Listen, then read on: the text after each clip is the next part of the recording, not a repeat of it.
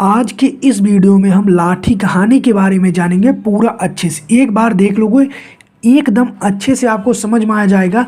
ऐसा मैं नहीं, ऐसा आप खुद आके कमेंट में कहोगे। कंडीशन केवल ये है कि आप वीडियो लास्ट तक देख लीजिए। तो चलिए हम वीडियो को शुरू करते हैं। तो पहले जान लीजिए जो लाठी कहानी है शिवानी द्वारा रचित है। तो सबसे पहले हम सारांश इसका जानेंगे और इसको ख़त्म करने के बाद फिर हम इसका थोड़ा सा उद्देश्य भी जान लेंगे कि इसका लिखने का उद्देश्य आखिर है क्या।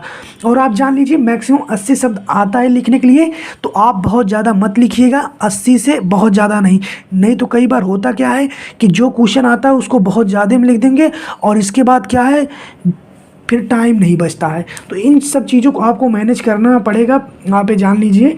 तो चलिए विदाउट टाइम वेस्ट किए जो तीसरा चैप्टर है जिसका नाम लाठी है, जो कि शिवानी द्वारा रचित है, ये जो चैप्टर है इसकी पूरे समरी को जान लेते हैं, यानी कि इसके पाठ का सारांश पूरा जान लेते हैं। तो पहली जो हेडिंग है, कथानायक कप्तान जोशी की पत्नी को क्षय रोग हो जाना। मैं थोड़ा थोड़ा पढ़ते रहूँगा और आपको चीज़ें समझाता रहूँगा, ठीक है।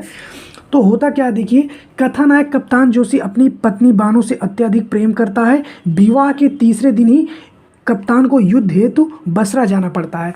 तो यहाँ पे क्या होते हैं, एक कथा के नायक है, यानी कि जान लीजिए इस कहानी के हीरो हैं कप्तान जोशी, ठीक है। तो जो कप्तान जोशी होते हैं उनकी शादी होती है बानो से। अब जब बानो की शादी होती है तो महज उनकी उम्र जो होती है 16 वर्ष होती है। इसके बाद क्या होता है, जो कप्तान जोशी होते हैं वो शादी के तीसरे दिन बाद ही उन्हें युद्ध हेतु बसरा जाना पड़ता है, यानी कि जिस दिन शादी हुई उसके तीसरे दिन ही बाद ही उन्हें बसरा जाना पड़ता है। उनकी पत्नी का नाम बानो होता है। अब देखिए बानो की उम्र महज 16 वर्ष थी। अपने पति की अनुपस्थिति में बानो ने सात सात नंदों के ताने सुने, भतीजों के कपड़े धोए, ससुर के होज बुने, पहाड़ से नुकीली छत पर 5-5 सेर उड़द पीस कर बढ़िया बनाई आदि। जैसे कि इसका कहने का मतलब यह है, जब उसके पति शादी के तीसरे दिन बाद युद्ध हेतु बसरा चले गए तो वहाँ पे ये अकेले पड़ गई, और जब यह अकेली पड़ी तो इसे 7-7 नंदों के ताने सुनने पड़ते। ताने सुनने का मतलब यह है कि कोई उसे कुछ बात कहे, कोई कुछ बात कहे कि ये काम सही से नहीं किया, वो काम सही से नहीं काम किया, ये जाके कर दो, इस टाइप की उसे बात सुननी पड़ती थी। अब आप समझ सकते हैं, अगर 7 ननद हैं, खास करके जो लड़की होंगी वो ज़्यादा अच्छे समझ रहे होंगी, जब 7 ननद हैं तो सबका थोड़ा थोड़ा काम भी करना पड़े तो तब भी बहुत ज़्यादा काम हो जाए। अब उनके जो बच्चे हैं उनके लिए भी काम करना, तो वही कह रहा है कि मतलब जब उसका पति चला गया तो 7-7 ननदों को उसे ताने सुनने पड़े, भतीजों के कपड़े धोने पड़ते थे, घर का खाना बनाना, यानी कि उसे बहुत ज़्यादा काम करना पड़ता था क्योंकि उसकी उम्र बहुत कम है। इसके बाद क्या होता है, उसे मानसिक प्रताड़ना भी दी गई कि उसका पति जापानियों द्वारा कैद कर लिया गया और वह कभी नहीं आएगा। यानी कि आप सोचिए कि एक 16 साल की लड़की जिसकी शादी हो गई और उसका पति तीसरे दिन बाद चला गया युद्ध हेतु, अब उसे घर पे इतना ज़्यादा काम करना पड़ रहा है और उसके बावजूद भी ऐसा नहीं कि उसके साथ ये लोग अच्छा व्यवहार कर रहे हैं, इतना काम करने के बाद ही उसे डांटते रहते हैं और उसे मानसिक रूप से प्रताड़ित कर रहे हैं कि तुम्हारा जो पति है वो जापानियों द्वारा कैद कर लिया गया, अब वो कभी नहीं आएगा। तो आप समझ सकते हैं, यदि कोई किसी लड़की की 16 वर्ष में शादी हो जाए और उसे इतना काम करने पड़े और उसे मानसिक प्रताड़ना यदि दी जाए कि तुम्हारा पति चला गया है और जापानियों द्वारा कैद कर लिया गया, अब वो कभी नहीं आएगी, तो उसकी कंडीशन हो क्या जाएगी, धीरे धीरे बीमार हो जाएगी। वही चीज़ इनके साथ भी होता है। इन सब कारणों से निरंतर घिरती घुलती रही बानो क्षय रोग से पीड़ित हो गई और चारपाई पकड़ ली। अब सोच लीजिए, जब भाई 16 वर्ष उम्र, इतना काम, इतना मानसिक प्रताड़ना उसे दिया जाएगा तो उसे हो गया क्षय रोग और वो चारपाई पकड़ ली, यानी कि खटिया पकड़ ली भाई उसे, मतलब बहुत ज़्यादा बेड रेस्ट पे वो चली गई क्योंकि उसे क्षय रोग हो गया। अब होता क्या है, अब दूसरी हेडिंग आप डाल लीजिएगा, देखिए कप्तान का पत्नी के प्रति अगाध प्रेम, यानी कि कह सकते हैं कप्तान का पत्नी के प्रति अत्यधिक प्रेम। अगर इसके नहीं समझ पा रहे हैं तो लिख दीजिएगा अत्यधिक प्रेम। अब देखिए क्या होता है, कप्तान अपनी पत्नी बानो से अत्यधिक प्रेम करता है। जब वह 2 वर्ष बाद लौटकर घर आता है तो उसे पता चलता कि घर वालों ने बानो को क्षय रोग होने के कारण सेनेटोरियम हॉस्पिटल में भेज दिया है। जब कप्तान जोशी जो होते हैं युद्ध में जब गए थे तो उसके 2 साल बाद जब वो अपने घर आते हैं तब घर आते हैं तो उन्हें पता चल, तब वो पूछते हैं भाई बानो कहाँ है। तब घर वाले उसे बताते हैं कि जो बानो है उसे क्षय रोग हो गया है, इसीलिए घर वालों ने उसे सेनेटोरियम हॉस्पिटल में भेज दिया है।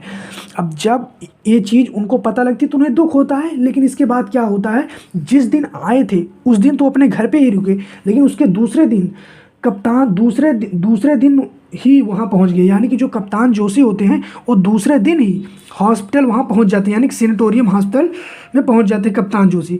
उसे देखकर बानो के बहते आंसू की धारा ने 2 साल के सारे उल्हनों सुना दिए। यानी कि मतलब है कि जब कप्तान जोशी दूसरे दिन, जैसे जिस दिन अपने घर आया उसके दूसरे दिन ही जब वो हॉस्पिटल पहुंचा और बानो से मिला, तब बानो ने उसे देखते ही रोना चालू कर दिया। अब जब उसके जो रोने की स्थिति थी वो जैसे मानो ऐसी कंडीशन आ गई थी जैसे 2 साल में उसके साथ जितना ज़्यादा अत्याचार हुआ वो उसके सभी आंसुओं ने बता दिया कि उसके साथ कैसा व्यवहार पिछले 2 वर्षों में रहा है घर वालों का। इसके बाद क्या होता है, वो उसको देखकर रोने लगती है।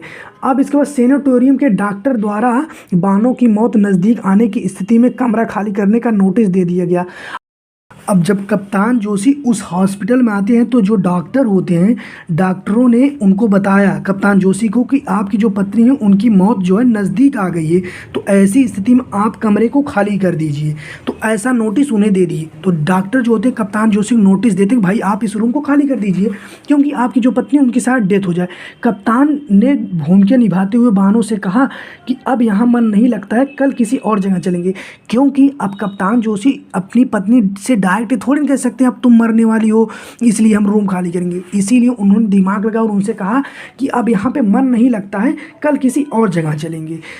और तो इस टाइप की बात कही। इसके बाद देखिए आगे, वह दिन रात अपनी पत्नी की सेवा में बिना कोई परहेज एवं सावधानी बरतते लगा रहते थे। यानी कि जो कप्तान जोशी होते हैं वो अपनी पत्नी से बिना किसी परहेज के दिन रात सेवा करते थे। होता क्या, क्योंकि जो क्षय रोग होता है ना एक प्रकार की छुआछूत की बीमारी, यानी कि आप यदि किसी दूसरे व्यक्ति के संपर्क में आएंगे तो आपको भी हो जाएगा। लेकिन कप्तान जोशी बिना किसी भेदभाव के वह अपनी पत्नी का पूरा काम करते हैं और उसकी पूरी मतलब इलाज करते हैं, जो भी हो सकता है मतलब वो काम करते हैं। इसके बाद देखिए अब आगे क्या होता है। तो चलिए अब हम तीसरी हेडिंग देखते हैं जो कि है बानो द्वारा आत्महत्या का प्रयास करना। बानो समझ गई कि उसे सेनेटोरियम छोड़ने का नोटिस मिला है, जिसका अर्थ हुआ है कि अब वह नहीं बचेगी। यानी कि जो कप्तान जोशी होते हैं वो भले ही बानो को नहीं बताए थे कि उन्हें नोटिस मिला है, लेकिन बानो समझ गई कि जो मतलब जब कप्तान जोशी ये रूम छोड़ने की बात कर रहे हैं तो इसका मतलब ये है कि उनको नोटिस मिली होगी और नोटिस मिलने का मतलब यही है कि अब वह नहीं बचेगी। अब क्या होता है, डॉक्टर के द्वारा उनको दिन में नोटिस मिली थी कि भाई आप अगले दिन रूम खाली कर दीजिएगा, और यही कप्तान जोशी भी सोचे थे कि भाई मैं अगले दिन अपने रूम को ये खाली कर दूंगा। अब दिन में मिली, रात को देखिए क्या होता है, कप्तान देर रात तक बानो को बहलाता रहा, उससे अपना प्यार जताता रहा। जब कप्तान को लगा कि बानो सो गई तब वह भी सोने चले जाते हैं। अब रात को क्या होता है, कप्तान जोशी जो होते हैं वो अपनी पत्नी बानो से खूब प्रेम करते हैं, बात खूब करते हैं, उससे अपना प्यार जताते हैं और खूब रात तक उससे बातें करते हैं। लेकिन जब उन्हें लगा कि अब शायद बानो सो गई है तो वो भी सोने चले जाते हैं, क्योंकि भाई रात हो रही, क्योंकि सुबह तो रूम भी खाली करना था, इसलिए वो भी सोने चले जाते हैं। अब होता क्या है, जब कप्तान जोशी सोने चले जाते हैं, सो के सुबह होती है, उठते हैं। जब सुबह होती है और जब कप्तान जोशी उठते हैं तो उन्हें लगा कि चलो अब बानो के पास चलते हैं। और जैसे वो रूम में आते हैं बानो के रूम पे, तो देखते हैं कि बानो अपने पलंग पर नहीं होती है। दूसरे दिन नदी घाट पर बानो की साड़ी मिली। तो होता क्या है, जब कप्तान जोशी सुबह सो के उठते हैं तो वो जाते हैं बानो से मिलने, लेकिन बानो नहीं मिलती। उसे बहुत जगह खोजते हैं पर वो नहीं मिलती है। फिर अगले दिन दूसरे दिन नदी के घाट पर बानो की, यानी कि दूसरे दिन जो बानो की साड़ी होती है वो कप्तान जोशी को एक नदी की घाट पे मिलता है। कप्तान को जब लाश नहीं मिली तो उसने समझा बानो नदी में डूबकर मर गई। अब होता क्या, कप्तान जोशी को तो बानो की साड़ी मिल गई लेकिन लाश नहीं मिली। अब जब उनको अपनी लाश मतलब बानो की लाश नहीं मिली, तब उन्हें लगा कि शायद बानो जो है इसी नदी में कूदकर अपना जान दे दी है। अब देखिए आखिरी जो हेडिंग है वो क्या है, लाठी के रूप में बानों का मिलना।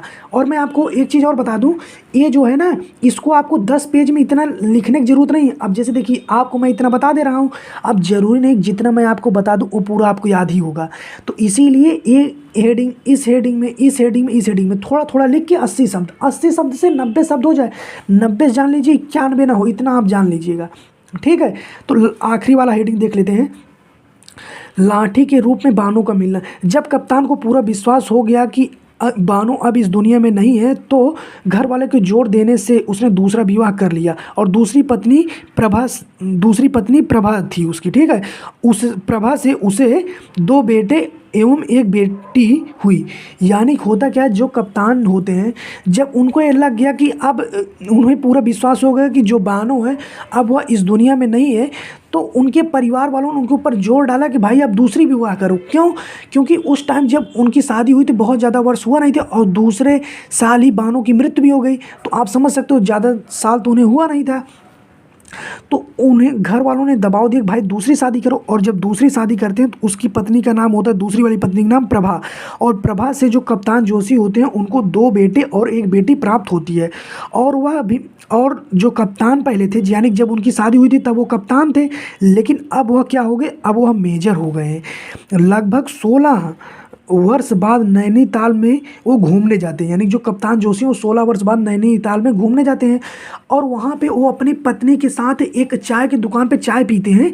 और वहाँ पे उन्हें एक अधेड़ वैष्णवियों के बीच में बानो जब लाठी के रूप में मिलती है तो मेजर उसे पहचान लेता है। यानी कि जब वो एक दुकान पे अपनी पत्नी प्रभा के साथ चाय पीते हैं तभी उन्हें एक अधेड़ वैष्णवियों के बीच में लाठी मिलती है। बानो के रूप में कौन मिलती है, लाठी मिलती है। ठीक है, आप इसके शब्द पे मत ध्यान दीजिएगा कि यहाँ पे कुछ और लिखा है, मैं थोड़ा सा और बता रहा हूँ क्योंकि मैं देखिए अभी जिसे इसमें है ना चाय और दुकान के बारे में नहीं लिखा है, लेकिन अगर आप विस्तार से पढ़ेंगे तो ये सब चीज़ें हैं। ठीक है, तो अधेड़ बैसड़ियों के बीच में उनको जो है बानो मिलती है, किसके रूप में, लाठी के रूप में मिलती है। और मेजर जो होते हैं उसे पहचान लेते हैं, तब पता चलता है, यानी को कई लोगों से पता करते हैं कि भाई ये कौन है, तब उन्हें पता चलता है कि गुरु महाराज ने अपनी औषधियों से उसके 6 रोग को ठीक कर दिया, लेकिन इस प्रक्रिया में उसकी संक्रमण शक्ति और आवाज़ दोनों चली गई। तो जब कप्तान जोशी पता करते हैं कि भाई ये कौन है, तब उन्हें पता लगता है कि भाई ये एक महिला थी और इसको 6 रोग हुआ था। और जो हमारे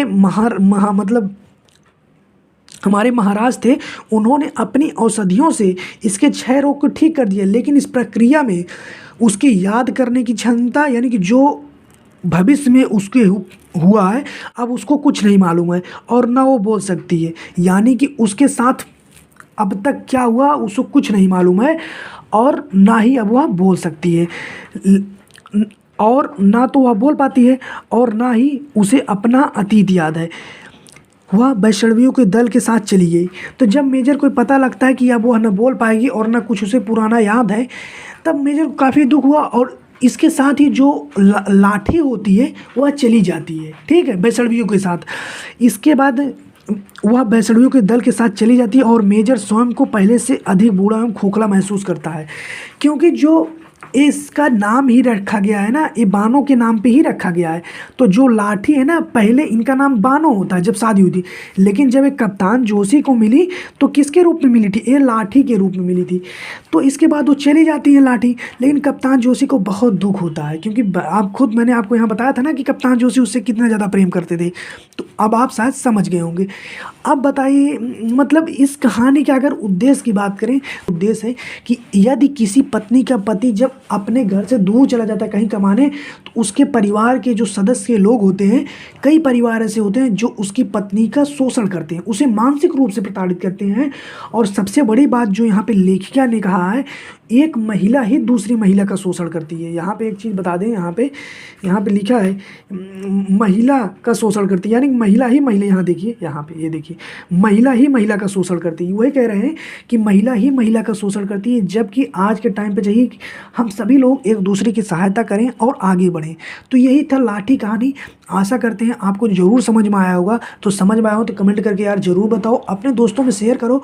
और मैं आपको एक चीज़ बताना चाहता हूँ, मैं एक एक महामैराथन क्लास लाने वाला हूँ। बस आपके मतलब चाहिए केवल आप बताएं। 270 इंपॉर्टेंट क्वेश्चन रहेगा जिसमें सभी क्वेश्चन प्रीवियस ईयर में पूछे गए हैं। तो आप बताइएगा यदि आपको इस पर वीडियो चाहिए, और गद्य और पद्य दोनों से रहेगा। ठीक है, तो मिलते हैं नेक्स्ट वीडियो में। तब तक के लिए जय हिंद, वंदे मातरम। आगे आपको किस टॉपिक पर वीडियो चाहिए आप कमेंट करके हमें ज़रूर बताइएगा। क्या आपको ये चीज़ समझ में आया तो वो भी बताइएगा।